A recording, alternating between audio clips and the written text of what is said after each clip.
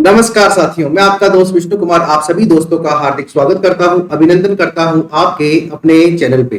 साथियों, आज आपके लिए लेके आया हूं एक ताजा तरीन अपडेट जिसका नाम है ब्रिक्स। आप देख पा रहे हैं स्क्रीन पे ब्रिक्स जो हमारा एक ग्रुप है, एक समूह है, इसके फॉरेन मिनिस्टर्स की मीटिंग हुई है और उसी के रिगार्डिंग ये आज का टॉपिक छोटा सा टॉपिक है जिसके अंदर ब्रिक्स के बारे में A to Z आपको इंफॉर्मेशन मिलेगी। एग्जाम पॉइंट ऑफ व्यू से महत्वपूर्ण होता है, चाहे वो आरएस का एग्जाम हो, चाहे एसआई का हो, चाहे यूपीएससी का हो, कोई भी एग्जाम हो, ये जितने भी प्रकार के संगठन है इनसे क्वेश्चन आते ही आते हैं। आज इसी कड़ी में चर्चा करने जा रहे हैं हम ब्रिक्स के बारे में। चलिए मेरे प्यारे साथियों, देखो जैसा आप देख पा रहे हैं स्क्रीन में जो ब्रिक्स है BRICS जो है नाम से ही जो है बिल्कुल क्लियर हो रहा है, यानी ब्राजील है, रसिया है, इंडिया है, चाइना है, साउथ अफ्रीका है।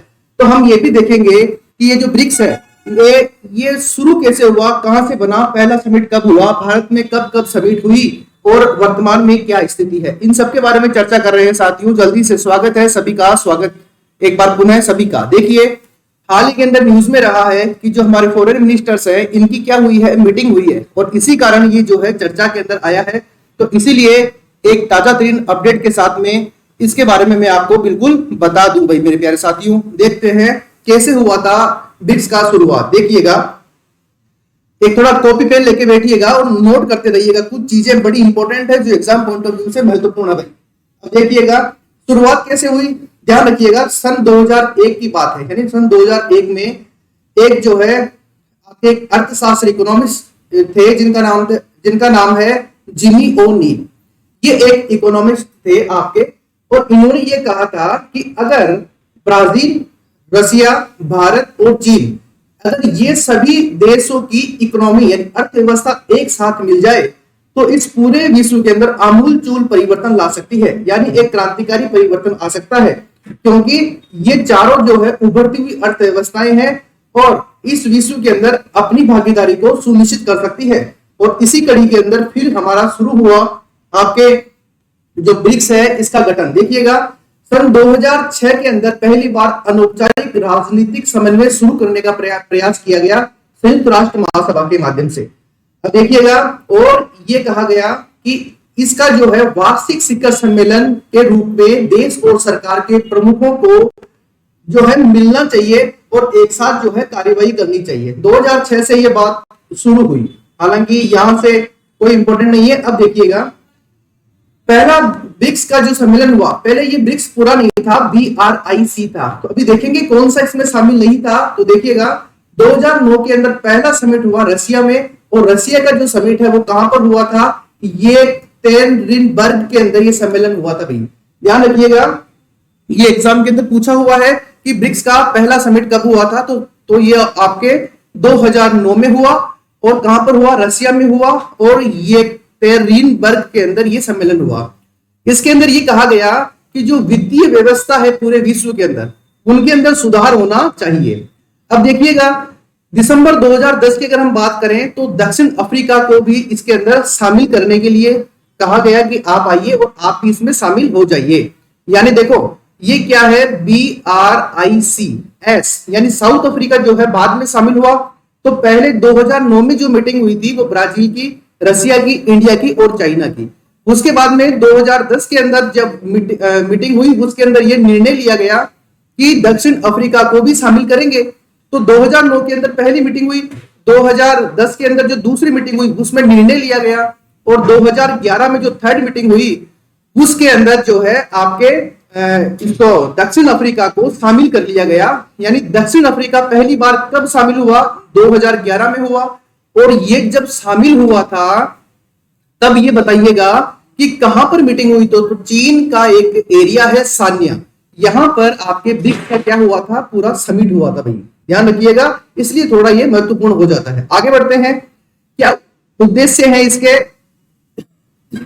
तो देखिएगा अगर हम इसके उद्देश्यों की बात करें तो अधिक स्थायी, न्याय संगत, पारस्परिक रूप से जो है सभी मिलकर एक साथ डेवलप करेंगे, यही इसका मुख्य उद्देश्य रहा है आपके ब्रिक्स का। ब्रिक्स जो है आर्थिक स्थिति के लिए और डेवलपमेंट के लिए काम करता है। किसके लिए काम करता है, आर्थिक स्थिति के लिए और आपके डेवलपमेंट के लिए काम करता है ये। और यहीं से जो है ये शुरुआत इसके 2009 से हुई और वैश्विक रूप से जो वित्तीय संस्थान है जैसे WTO होगा, आपके IMF हो गया, इनके अंदर सुधार के लिए भी ये लगातार क्या करता है, काम करने का प्रयास करता है। अगर ब्रिक्स के सहयोग क्षेत्र की बात करें तो इकोनॉमी यानी फाइनेंशियल सपोर्ट आपस में करने का इन्होंने प्लान किया है। पीपल टू पीपल एक्सचेंज की इन्होंने बात की है, जिसके अंदर लेबर हो गया, टेक्नोलॉजी हो गई, वो भी एक दूसरे देशों के अंदर हस्तांतरित करने की बात की है। पॉलिटिकल यानी राजनीतिक और सुरक्षा सहयोग, यानी आपस में जो है ये देश एक दूसरे की सुरक्षा करने के अंदर भी सहयोग देंगे और एक पूरा का पूरा एक हेल्पिंग मैकेनिज्म डेवलप करेंगे और उसी आधार पर जो है ये देश आपस में कार्य करेंगे। ये इनके क्या है, प्रमुख सहयोग के क्षेत्र रहे हैं। अगर हम बात करें चुनौतियों की तो 3 बड़े देश हैं, रूस, चीन और भारत। इनके क्या है, कई बार अपने अपने जो हित होते हैं वो टकरा जाते हैं। अब जब तीनों ही डेवलपिंग कंट्रीज है और विकसित जो है होने वाली है, तो तीनों के अंदर प्रतिस्पर्धा बहुत ज्यादा है। इसी कारण कई बार क्या होता है कि मनमुटाव थोड़ा सा रह जाता है। इसके अलावा देखिए, अगर हम बात करें वैश्विक रूप से प्रासंगिकता बढ़ाने के लिए अपने एजेंडे का विस्तार करने की आवश्यकता होगी, जबकि अभी तक इन्होंने नहीं किया है। यानी आप यूं समझ सकते हो कि आपके जो है, जो आपके नॉर्दर्न अमेरिका कॉन्टिनेंट है, वहां से कोई भी सदस्य इसमें नहीं है, यूरोपियन कंट्री से कोई सदस्य इसमें नहीं है। तो उसी वजह से क्या है, ये थोड़ा सा इश्यू बनना हुआ है इसके अंदर कि ये वैश्विक संगठन नहीं हुआ। ये लगभग आप कह सकते हो कि एशिया के हिसाब से, और एक इसमें ब्राजील शामिल है, तो उस हिसाब से ये संगठन है। एक अफ्रीका का इसमें कंट्री है, साउथ अफ्रीका। अब देखिएगा, संप्रभुता, समानता, बहुलवाद, इन सभी को इन्होंने क्या किया है, अपने पिलर बनाए हैं काम करने के लिए। अब आगे बढ़ते हैं थोड़ा सा, देखिएगा।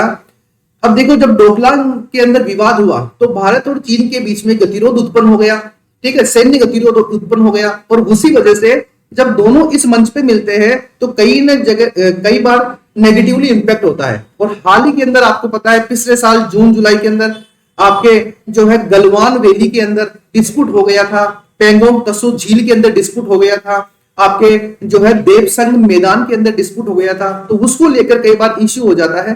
फिर चीन का एक है belt and road initiative program है, तो सभी सदस्य देश इसका हिस्सा बने हुए हैं, लेकिन भारत जो है इसका हिस्सा नहीं है। तो इन दोनों के बीच में क्या है, ये गतिरोध उत्पन्न हो जाता है। तो ये क्या है, इसकी चुनौतियां हैं। लेकिन अगर हम देखें कि क्या इंपॉर्टेंस आपके हिंदुस्तान के लिए, तो देखो आप, अंतरराष्ट्रीय आतंकवाद, जलवायु परिवर्तन, खाद्य सुरक्षा, ऊर्जा सुरक्षा, अंतरराष्ट्रीय संस्थानों के अंदर सुधार की अगर हम बात करें तो हिंदुस्तान के लिए ब्रिक्स एक महत्वपूर्ण मंच साबित हो सकता है। और इन्होंने एक बहुत अच्छा काम किया है जिसका नाम है NDB, यानी नेशनल जो है आपके जो है NDB क्या है, एक आपके बैंक है। और ये जो बैंक है ये क्या काम करता है, इसका भी हम देखते हैं। भी ये जो है डेवलपमेंट बैंक है, पूरा का पूरा बहुत बढ़िया तरीके से काम करता है। हाल ही के अंदर भारत को लगभग $250 मिलियन का इसमें क्या मिला है आपको, जो है हिंदुस्तान ने यहाँ पर फाइनेंस की सुविधा भी यहाँ से प्राप्त की है। अब एक बार हम नजर डाल लेते हैं हमारे ब्रिक्स के जो सम्मेलन है उनके ऊपर। देखिएगा, एग्जाम पॉइंट ऑफ व्यू से थोड़ा महत्वपूर्ण साबित हो सकते हैं। पहला कब हुआ था, 2009 में हुआ। कहां पर हुआ, रशिया में हुआ। दूसरा 2010 में, कहां पर हुआ, ब्राजील में। तीसरा 2011 में, कहां पर हुआ, चीन सानिया में। यहीं पर आपके साउथ अफ्रीका जो है शामिल हुआ था। चौथा जो ब्रिक्स सम्मेलन है ये बहुत इंपॉर्टेंट है, 2012 में हुआ। कहां पर हुआ, आपके नई दिल्ली भारत में। उसके बाद में 13, 14 और 15। उसके बाद में 2016 का जो 8th नंबर का ब्रिक्स समिट है ये बहुत इंपॉर्टेंट है, क्योंकि ये आपके भारत के अंदर हुआ है। और कहां पर हुआ है, गोवा में हुआ है। 2017 चाइना, 2018 आपके जोहान्सबर्ग के अंदर हुआ है। ये कुछ छोटी छोटी बातें हैं, ध्यान रखिएगा। हिंदुस्तान की मेजबानी जो थी उसका ध्यान रखिएगा। ध्यान रखना, 2012 में जो 4th ब्रिक्स समिट था वो आपके हिंदुस्तान के अंदर हुआ है। पूछा जा सकता है कि हिंदुस्तान में पहली बार ब्रिक्स समिट कब हुआ, तो 2004 में हुआ। कहां पर हुआ, न्यू दिल्ली में हुआ। इसी कड़ी में आगे बढ़े, उसके बाद देखिए 8th ब्रिक्स समिट जो है ये भी आपके हिंदुस्तान में हुआ। कब हुआ, 2016 में हुआ। कहां पर हुआ, आपके गोवा में हुआ। यानी गोवा हिंदुस्तान में ही है, इसलिए ये ध्यान रखना, ये दो जो सम्मेलन है आपके हिंदुस्तान के अंदर हुए हैं ब्रिक्स के। एग्जाम पॉइंट ऑफ व्यू से महत्वपूर्ण हो सकता है। 2019 के सम्मेलन की अगर हम बात करें तो ये आपके ब्राजील में हुआ और 2019 में हुआ। थीम जो है ये पूछी जा सकती है, एक अभिनव भविष्य के लिए आर्थिक विकास। ये इसका क्या था, थीम था, और सभी ब्रिक्स देशों ने इसके अंदर भाग लिया था। ये कब हुआ, ये 2019 के अंदर हुआ मेरे प्यारे साथियों। 2020 की बात करें तो ब्रिक्स जो 2020 है ये आपके रशिया के अंदर हुआ। अब देखते हैं, देखें क्या इसके अंदर कहानी हुई। तो देखिएगा 2020 में ये 12th नंबर का ब्रिक्स समिट था और कहां पर हुआ, रूस की मेजबानी में हुआ। लेकिन ये कैसे हुआ, ये आपके वर्चुअली होने वाला एक समिट था, वर्चुअली हुआ यानी कंप्यूटर के माध्यम से किया गया, इंटरनेट के माध्यम से किया गया, क्योंकि पूरे विश्व के अंदर कोविड का जो इफेक्ट था वो नेगेटिवली था, तो मिल नहीं सकते ना भाई, मास्क का जरूरी, 2 गज की दूरी तो बनती है, तो उस वजह से ये जो है वर्चुअली हुआ। इसका थीम आपसे पूछा जा सकता है, क्या इसका थीम है वैश्विक स्थिरता, साझा सुरक्षा और नवाचारी वृद्धि, ये इसका थीम है, इसका थोड़ा ध्यान रखिएगा, एग्जाम में आ सकता है।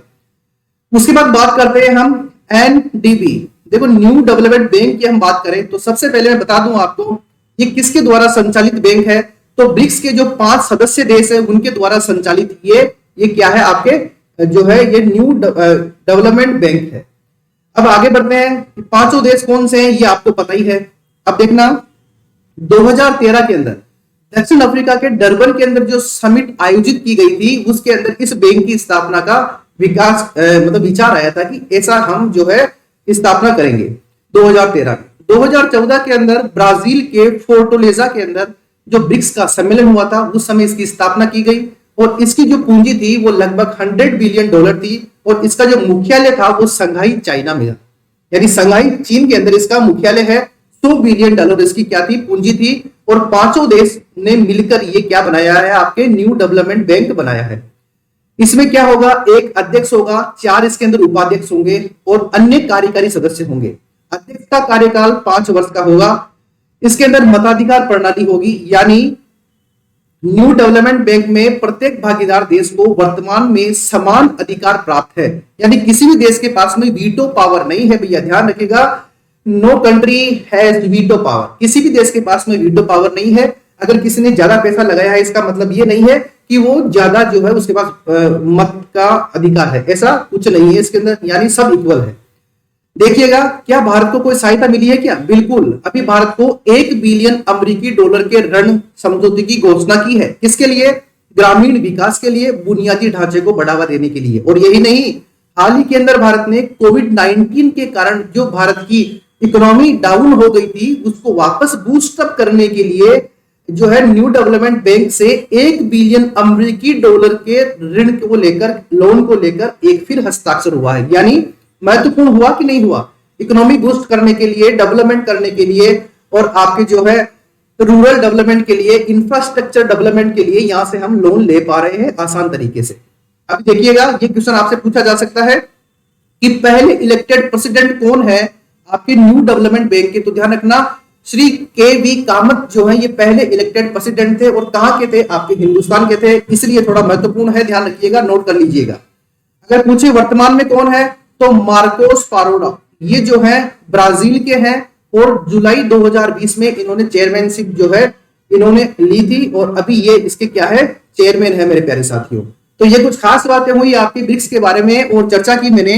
तो ये मेरा टेलीग्राम चैनल है, आप जो है इसको ज्वाइन कर सकते हैं जिससे इसकी पीडीएफ आपको मिल जाए। अभी मैंने आपको इसलिए बताया है ये क्योंकि अभी क्या है, आपके जो समिट हुई है विदेश मंत्रियों की ब्रिक्स कंट्रीज के, इसलिए ज्यादा इंपॉर्टेंट ये। हाँ, तो मैंने आपको पूरा डिटेल दे दिया है, छोटी सी चर्चा 10 मिनट की, चीजें बहुत कुछ। इसी प्रकार से मैं कंटिन्यूसली आगे आपके लिए लेते आऊंगा जो है अच्छे videos. Thank you for watching, आज के लिए इतना ही, अपना ध्यान रखिएगा और शाम को मिलते हैं 5 बजे और लाइक शेयर और सब्सक्राइब जरूर कीजिएगा क्योंकि ये चैनल आपका अपना है। अपना ध्यान रखिए, अपनों का ध्यान रखिए। जय हिंद, जय भारत।